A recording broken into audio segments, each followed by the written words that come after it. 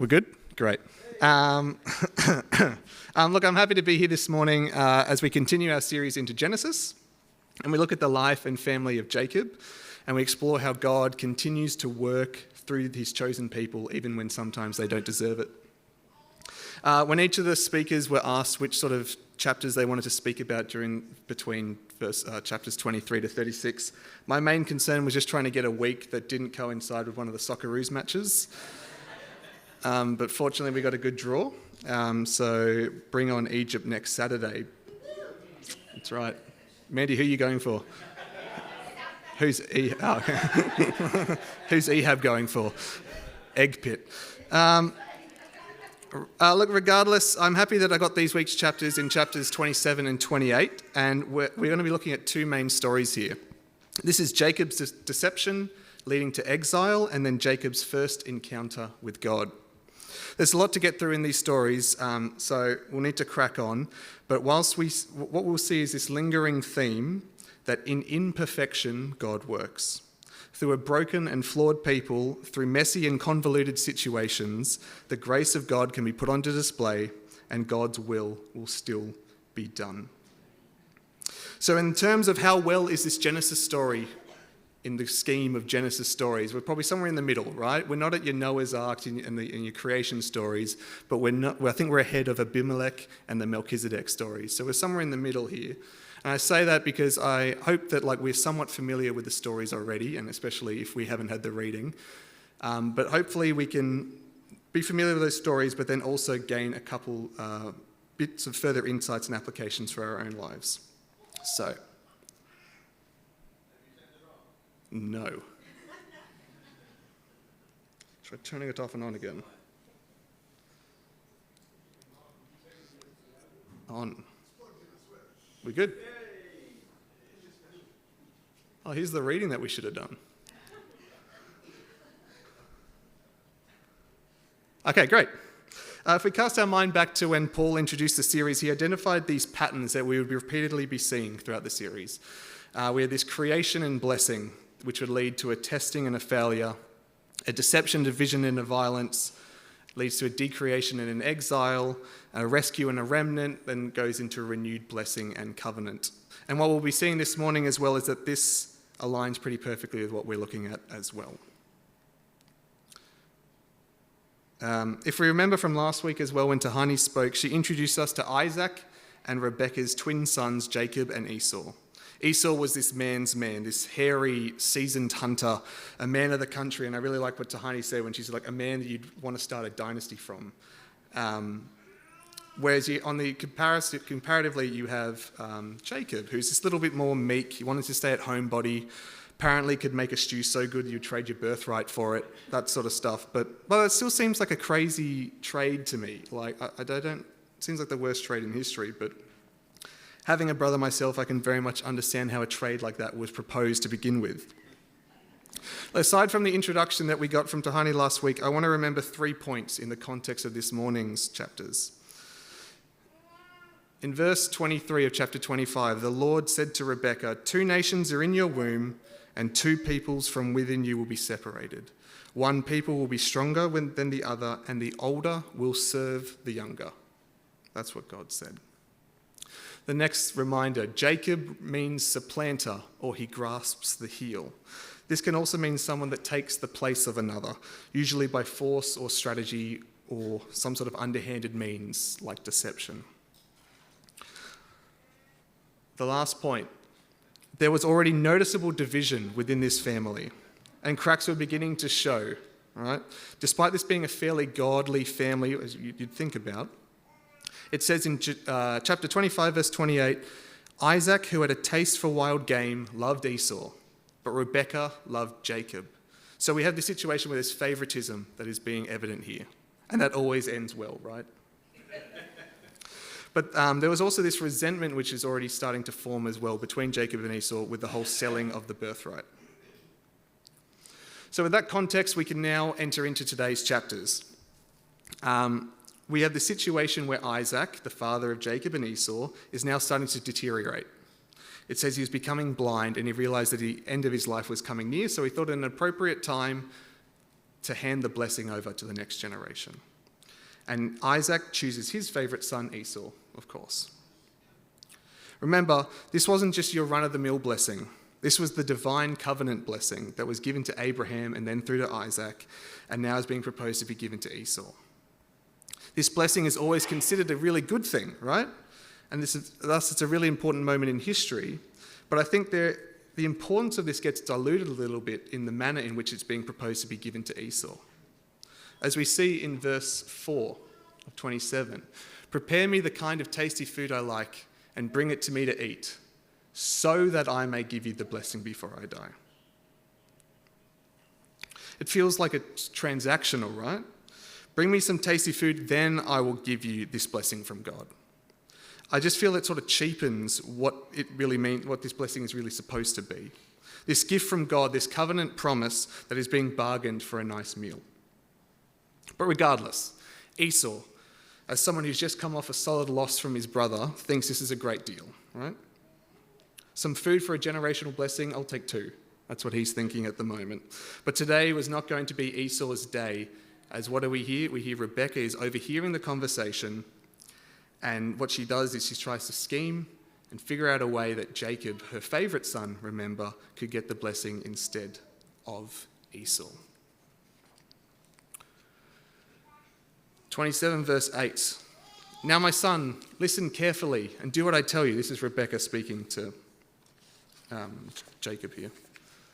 "Go out to the flock and bring me 2 choice young goats so that I can prepare some tasty food for your father, just the way that he likes it. Then take it to your father to eat so that he may give you his blessing before he dies." Firstly, isn't it just wild how dysfunctional this family is?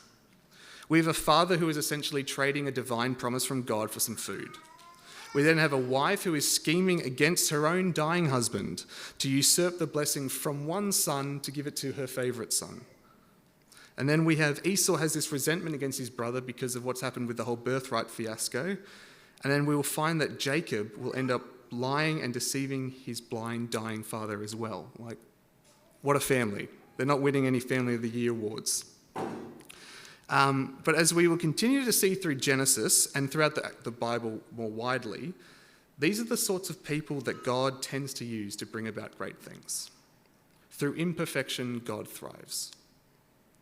I don't know if any of you felt like this, but growing up in kids' church, I always had this sort of ignorant expectation that the characters of the Bible were all really good people fundamentally. And they deserve to be on some sort of pedestal of Christian excellence. But as we look into each of these stories a little bit more deeply, we can understand, yes, they did fantastic things. They did amazing things.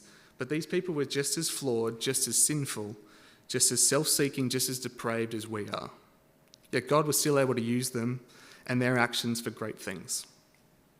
Through them, God's plan can be realised. And if he can do it for them, he can do it for us as well. Now, before I give Rebecca too much hate for this, I think that her actions need to be justified a little bit here. Because what does it say in chapter 25? Verse 23, "The Lord said, 2 nations are in your womb. 2 people from will be separated. 1 people will be stronger than the other, and the older will serve the younger." God said that to her, and if I was Rebecca, I wouldn't forget that, I don't think. So I think it's pretty likely that Rebecca's actions here are purely attempts to try and drive the outcome that God said was going to happen years ago. Yes, it was going to be obtained through a fairly immoral way, right, through deceptions and lies, but I think in her mind, she's justified in her actions so that God's will would be realised. Human intervention to bring about a divine outcome. There are obvious parallels with Abram and Sarai here as they try to bring about the heir through Hagar, but when they didn't trust God. They tried to force the outcome themselves. But despite this, as we will see, God's will always find a way. It will always prevail, regardless of the flaws of these people. So what we have now is the scheme actually gets executed, right? Rebecca and Jacob have hatched this plan. Jacob gets the goats. Rebecca makes the tasty food just the way that Isaac likes. They dress Jacob in Esau's clothes, and to really, really sell the con, they decide to throw on some goat skins onto Jacob's hands and his neck, just in case Esau wanted to feel his son which is kind of wild when you need to think about how hairy this guy must have been, that a goat skin was a good substitute. But look, now Jacob is all dressed up and he's got his tasty food. We see this interaction between him and his father. But despite all of Jacob and Rebekah's efforts, Isaac still remains unconvinced about who she is speaking to, who he's speaking to. Again, not why we avoided the passage, the readings.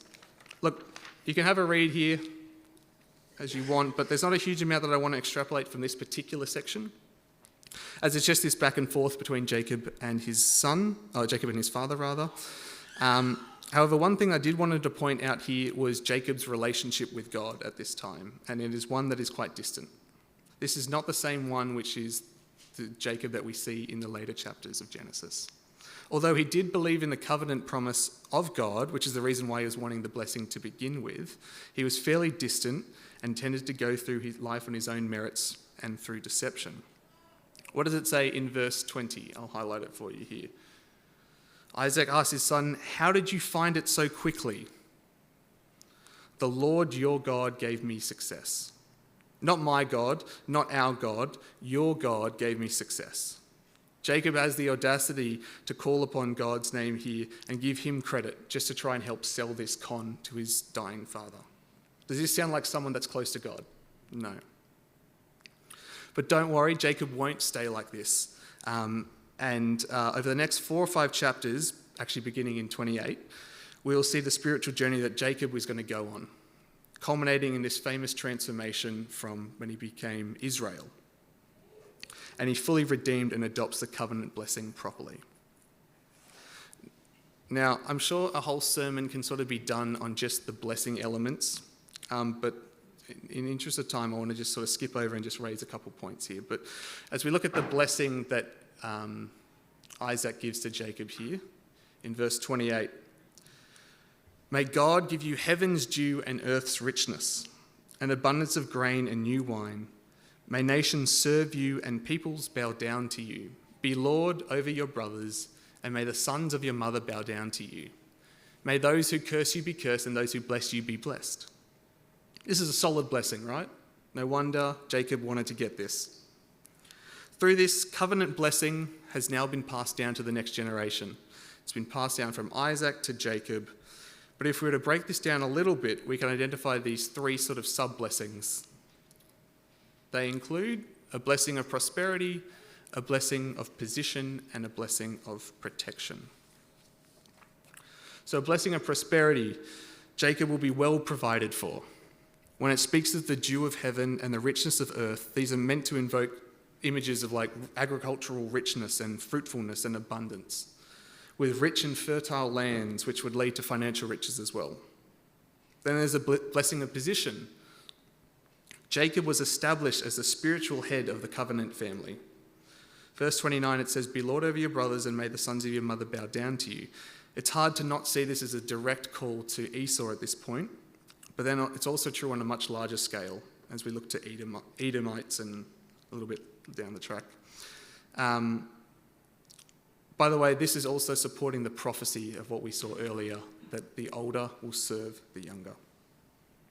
And then we've got the blessing of protection. This is now like a spiritual shield that is cast over Jacob. Those who support and bless him, they will be blessed, and those who oppose or curse him will be cursed. And this is a direct call back to Genesis 12, when Abram is called by God. 2-3, "I will make you into a great nation, and I will bless you. I will make your name great, and you will be a blessing. I will bless those who bless you, and whoever curses you, I will curse. And all people on earth will be blessed through you." So Jacob has now effectively stolen this great blessing right under Esau, and then leaves his father in his tent. And then we'll find out right immediately after this, Esau's come back from hunting. So it's like, I see this sort of thing as one of those like sitcom comedy tropes where one person leads stage left and one person enters stage right at the exact same time, where you're both in like a revolving door, because it's said to us that this happens immediately after. And Esau is oblivious to what has just transpired with his brother and his father. As we look at the interaction between Esau and Isaac, Esau and Isaac. At first, there are quite a few parallels with what happened with Jacob, as you can see in this slide. It says, "Who is it? Who are you? I'm Esau, your firstborn. Esau, your firstborn. Please sit up and eat some game." So there are some parallels here, but then it deviates quite quickly when he finds out that there is no blessing to be had. So excuse me as I'm going to paraphrase some of this. Isaac freaks out saying, "Who was it that just gave me some food? I ate it and I already blessed them. And he will be blessed. That's going to be a certainty. That will happen. The blessing has already been given. Jacob, it must have been Jacob that deceived me and stole your blessing." Then Esau really starts to get desperate here. We see it. "Please, Father, please bless me as well.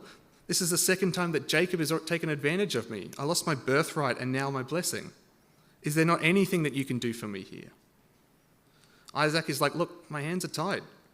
There's really nothing I can do.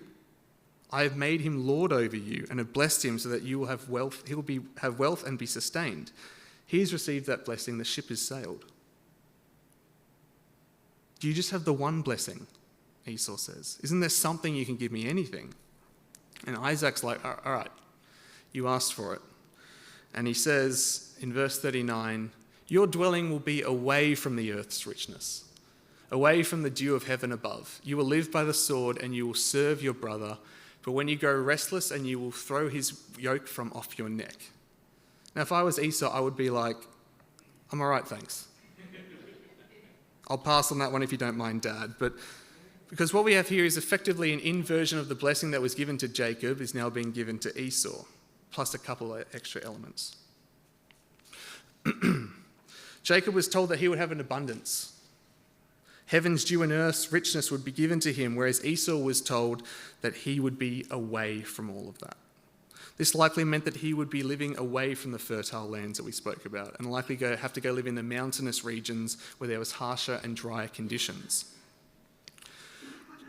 Jacob was told he'd be elevated, served, and people would bow down to him, whereas Esau was told that he'd live by the sword and he'd have to serve his brother. This is essentially pointing out that now that Esau had lost his inheritance and his leadership position in his family, his people would now be a people that would be warriors that would need to fend for themselves through strength alone. They wouldn't have the blessings and the abundance that was given through Jacob. And when it says you will serve his brother, this is not only referring to the fact that Jacob would serve Esau would serve under Jacob when Isaac was to pass away. But as I said before, there's some wider themes at play when you look at the subjection of the Edomites from Israel for centuries to come as well. But it says that when you grow restless, you will throw his yoke from off your neck, so that this oppression of the Edomites will not last forever. They will break free and there will be liberation. And we see that later in Kings chapter 2. Oh, too early. So I just want to take us to take a moment here and think, if we were Esau, what would we be feeling at this point? Not only have we lost the great blessing that Jacob got, but we've been given this non-blessing as well. Wouldn't you just want to beat the absolute snot out of your brother? Esau is confused at what had just happened, but what he does know for sure is that he hates his brother in this moment. That's it. He comes to the conclusion, when my dad goes, I'm going to kill him. 100%. It's going to be done. Now, for those of us that have siblings, I think we can share a similar sentiment where sometimes we don't like our siblings that much, or we might. But I think the difference here is that Esau was very much likely going to go through with it. So when Rebecca found out about this, right, and Rebecca seems to find out about everything, she runs to tell Jacob her favour, and she's like, seriously, you need to leave now, all right? Go stay at your uncle's in Haran until Esau calms down. Just like that, Jacob was sent on his way, exiled from his home, and began his journey to Padan Aram, and where his relatives were. Now, I've condensed a lot of that there, but it's all in the interest of time. So as we come to the conclusion of 27 and the story of Jacob's deception into exile, I think it's important that we take a step back and we view it as a whole, because there are quite a few parallels that we can see between this story and then that of early Genesis stories, particularly chapters 1 through to 6, in the Garden of Eden and the fall. So the first parallel I wanted to speak about, humans desiring what was good. Right, we see that in Genesis. Adam and Eve wanted to attain the knowledge of the fruit of good, knowledge of good and evil, and then Jacob here is wanting to obtain the blessing. Food is the mechanism for which the reward is attained. The fruit is being eaten. The meat, the game which Isaac wants is being eaten to give that blessing. There is elements of vulnerability in being taken advantage of and deception. The serpent deceives Adam and Eve. Jacob deceives Isaac. Taking of that reward ultimately leads to loss and exile. Eating of the fruit leads to sin and ultimate exile from the garden. Jacob's given the blessing and he is exiled from his home. And the last one is the brotherly jealousy and the conflict that you can see between Cain and Abel and also Esau and Jacob. All right. 28. As we look into 28, we have Jacob here. He's being exiled from his house. He's on the run, essentially. He's got no money. He's a little bit lost, and he's trekking towards Padan Aram, which, as you can see, sort of here is all the way up there. And it's about 900 kilometres, I figured out, which is significant, right, for you to walk up to go see your uncle.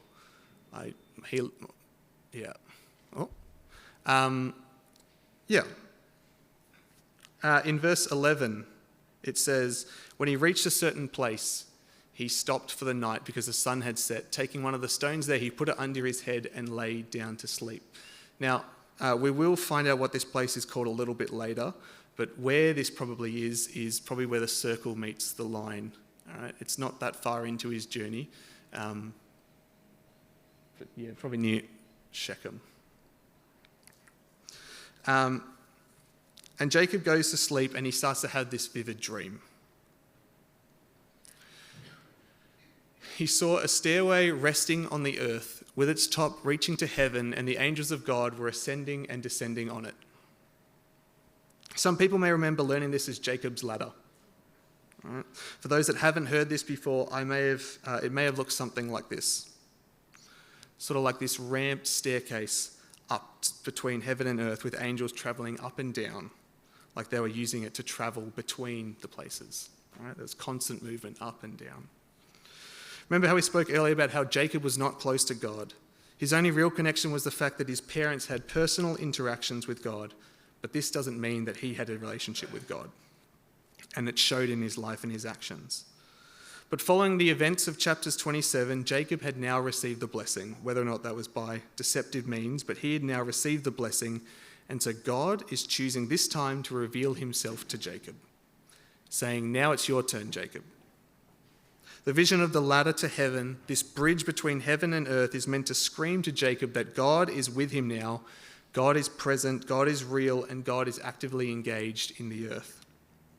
So get on board. We know that Jacob obtained the blessing from Isaac through deception in the previous chapter, but in this situation, now that God is actually engaging with Jacob, what do you think he does? Do we think he uses the opportunity to berate or condemn Jacob for his actions? No. He instead does the unexpected, and through his love and mercy chooses instead to reaffirm the very blessing that Jacob stole deceptively from earlier.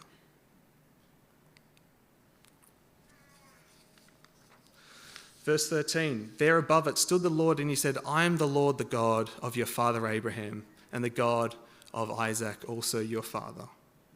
I will give you and your descendants the land on which you are lying. Your descendants will be like the dust of the earth, and you will spread out to the west and the east, to the north and to the south. This all sounds familiar, right? These are the same sort of blessing that's been given. And then here comes the clincher.